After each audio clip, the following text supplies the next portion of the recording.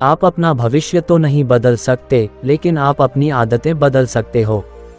और निश्चित रूप से आपके यही आदत है जो आपका भविष्य बदल देगी। सपने वो नहीं होते जो हम नींद में देखते हैं, बल्कि सपने तो वह होते हैं जो हमें नींद नहीं आने देती। जब हम सोते हैं तो हमारा शरीर मृत्यु शरीर का समान होता है, और जब हम उठते हैं तो हमारा एक नया जन्म होता है। इस नई जन्म के साथ हमें अपने जीवन को शुरुआत करनी चाहिए। आपने दिन को अपने जीवन को एक नई दिशा देनी चाहिए। पूरे दिन के 24 घंटे में सबसे ज़्यादा खूबसूरत और सबसे ज़्यादा ऊर्जावान और जीवन का सबसे ज़्यादा प्रभावित करने वाला समय सुबह का ही होता है।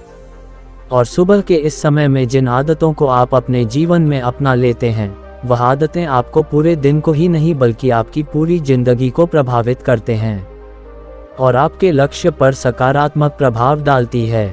आपकी सफलता और असफलता में सुबह की आदतें महत्वपूर्ण योगदान होता है।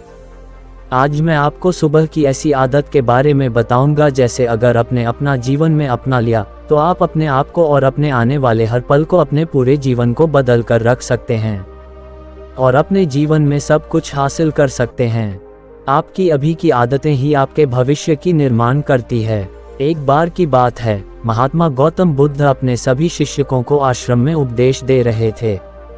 वहां शिष्यों को जीवन में अपनाई जाने वाली सुबह की आदतें के बारे में बता रहे थे।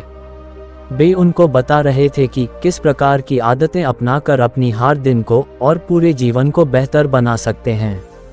फिर महात्मा बुद्ध अपने शिष्यों से कहते हैं कि हमें जल्दी सूर्य की किरणों के साथ उड़ जाना चाहिए। जब सूर्य की किरण निकलती है तो वह पूरी प्रकृति को ऊर्जा प्रदान करती है और हमें भी उस ऊर्जा का आनंद उठाना चाहिए। जो व्यक्ति देर से उठता है वह सूर्य के ऊर्जा को ग्रहण नहीं कर सकता और पूरे दिन नीरस रहता है। उसका पूरा दिन आलस्य से भरा रहता है। फिर महात्मा गौतम बुद्ध पहली आदतों के बारे में बताते हुए अपने शिष्यों से कहते हैं कि चाहे हमारा काल का ऐसा भी बीता हो, लेकिन हमें आज का शुरुआत सकारात्मक बातों को साथ करनी चाहिए। हमें सुबह उठते ही सबसे पहले सभी को आभार प्रकट करना चाहिए। हमें उस लोगों का धन्यवाद करना चाहिए जिन्होंने हमारी बुरे समय में मदद की है। हमें उस परमपिता ईश्वर को धन्यवाद देना चाहिए जिन्होंने हमें स्वास्थ्य शरीर प्रदान किया है। हमारा अंदर किसी भी प्रकार के कोई कमी नहीं रखी। हम स्वयं चल सकते हैं, बोल सकते हैं, सुन सकते हैं, इस प्रकृति को देख सकते हैं, चिड़ियों की चहचहानी की आवाज को सुन सकते हैं, नदियों को बहने का आवाज को सुन सकते हैं।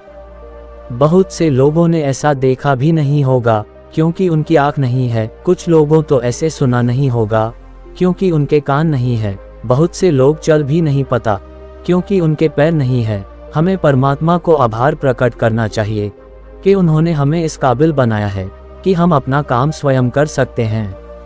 किसी और हमें निर्भर रहना नहीं पड़ता, जबकि बहुत से लोगों को चलने के लिए भी दूसरों का सहारा लेना पड़ता है। वह दूसरों के ऊपर निर्भर रहते हैं। हमें इस प्रकृति को अपने आसपास की चीजों के धन्यवाद करना चाहिए जिन्होंने हमारी जिंदगी को इतना सुंदर बनाया है। या रंग बिरंगे फूल जो हमें खुशबू प्रदान करते हैं, वह नदी जो हमें पीने के पानी उपलब्ध कराते हैं, यह पेड़ पौधे, शुद्ध हवा, फल हमें प्रकृति से ही प्राप्त होते हैं। हमें इन सब का आभार प्रकट करना चाहिए, इनको धन्यवाद देना चाहिए। इन सब ने मिलकर हमारे जीवन को बेहद ही खूबसूरत बनाया है। इसके बाद महात्मा गौतम बुद्ध अपने शिष्य को दूसरी आदत के बारे में बताते हैं कि आभार प्रकट करने के बाद हमें ध्यान करना चाहिए। हमारे मन के भीतर का ही तरह की विचार चलते हैं। विचारों को एक कोलाहल मचा रहता है। हम नहीं चाहते, फिर भी हमारे मन में कोई ना कोई विचार आ ही जाता है और इन विचारों को कारण ही हम तन्हा महसूस करते हैं। हमें इन विचारों को शांत करना होगा और हम इन विचारों को ध्यान के माध्यम से रोक सकता है। इसके लिए हमें एक जगह बैठ जाना है और अपनी आती जाती सांसों पर ध्यान लगाना है। हमें इस बात का ध्यान रखना है कि हम किस नाक से सांस ले रहे हैं और किस नाक से सांस छोड़ रही है। शरीर के कौन कौन से अंग से हमारी सांसें टकरा रहे हैं। जब हम अपना पूरा ध्यान अपनी सांसों पर लगाएंगे तो हमारा मन एक जगह केंद्रित हो जाएगा और भटकना बंद कर देगा और जब हमारा मन एक जगह केंद्रित हो जाता है तो हमारे मन को नई ऊर्जा प्रदान होती है और एक खुशी प्रदान करते हैं। ध्यान करने से हमारे दिमाग स्वस्थ हो जाता है, हमारे मन को सारे विचार खत्म हो जाते हैं और दिन में हम जब भी कार्य करने वाले होते हैं तो उसके लिए हमें निर्णय लेने में भी बड़ी आसानी होती है और हम सही स्पष्ट फैसले ले पाते हैं और अपने काम को पूरे लगन के साथ पूरा करते हैं। हमारा पूरा दिन तनाव मुक्त रहता है, जिससे हम अपने अंदर एक अजीब सी खुशबू का अनुभव करते हैं और हम पूरे दिन प्रसन्न रहते हैं। जो भी हमारे फालतू के विचार है, ध्यान करने से वह दूर हो जाते हैं। इसके बाद महात्मा गौतम बुद्ध सभी शिष्यों को तीसरी आदतें बताते हुए कहा, आभार प्रकट करने के बाद और ध्यान करने के बाद तुम्हें व्यायाम करना चाहिए। हमारे शरीर के लिए जितना जरूरी भोजन और पानी है, उतना ही जरूरी व्यायाम भी है। व्यायाम से हमारा शरीर स्वस्थ तंदुरुस्त रहता है और हमारा मन प्रसन्न रहता है। व्यायाम करने से हमारे शरीर के सभी अंश सुचारू रूप से कार्य करते हैं और हमें ऊर्जा प्रदान करते हैं, हमें कार्य करने शक्ति प्रदान करते हैं, जिससे हम हर कार्य को आसानी से पूरा कर पाते हैं और हमें थकान का अनुभव भी नहीं होता, जिससे हम बिना थके पूरे कार्यों को जल्द से बूंद कर पाते हैं। व्यायाम करने से हमारा शरीर स्वस्थ और निरोगी रहता है, हमें किसी भी प्रकार का कोई रोग नहीं होता। हमारे पास चाहे कितना भी धन दौलत हो या सुख सुविधा क्यों ना हो, अगर हमारा शरीर स्वस्थ नहीं होगा तो हम किसी भी सुख सुविधा को आनंद नहीं ले पाएंगे।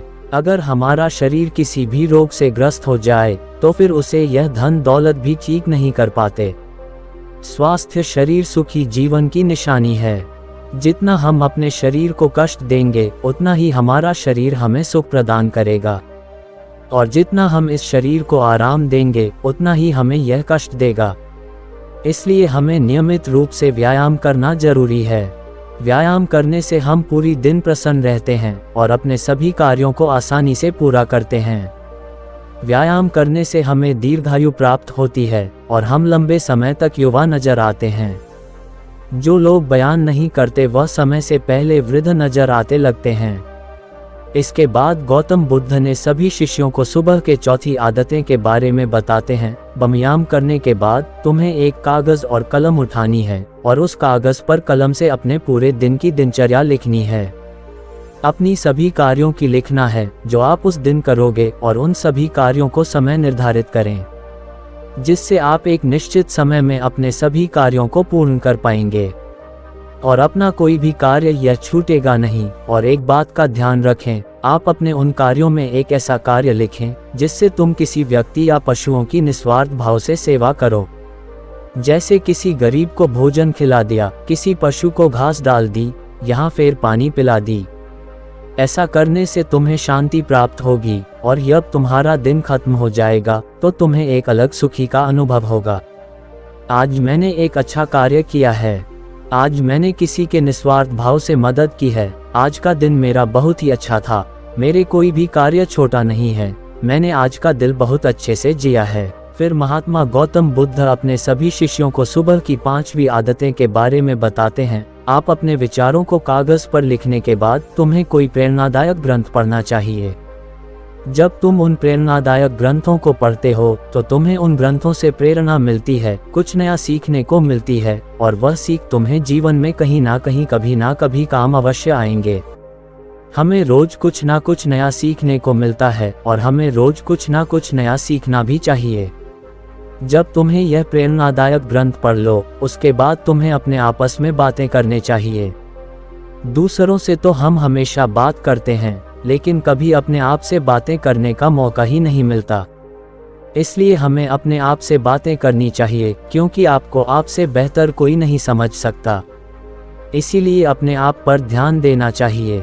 अपने आप से कहना चाहिए कि मैं कितना अच्छा हूँ, मैं बहुत ही खुश हूँ, मैं हर कार्यों को कर सकता हूँ, कोई भी कार्य मेरे लिए असंभव नहीं है, मैं हर परेशानी से लड़ सकता हूँ, जो लक्ष्य निर्धारित किया है मैं उसे पाकर रहूंगा, चाहे कुछ भी हो जाए मैं उसे हासिल करके रहूंगा, मैं किसी से नहीं डरता। उसके बाद गौतम बुद्ध अपने शिष्य से कहते हैं कि सुबह की छोटी छोटी आदतें तुम्हारे जीवन को एक नई दिशा प्रदान करेंगे। जब तुम इन आदतें के साथ अपने दिन को शुरुआत करोगे तो तुम्हारा दिन बेहतर रहेगा और तुम हर दिन पूरे जीवन प्रसन्न रहोगे और खुश रहोगे। दोस्तों, यह छोटी छोटी देखने वाली 5 आदतें हमारे जीवन पर सकारात्मक प्रभाव डालती है। इन आदतों को अपनाकर हम अपने हर दिन को खुशमय बना सकते हैं और अपने लक्ष्य को प्राप्त कर सकते हैं।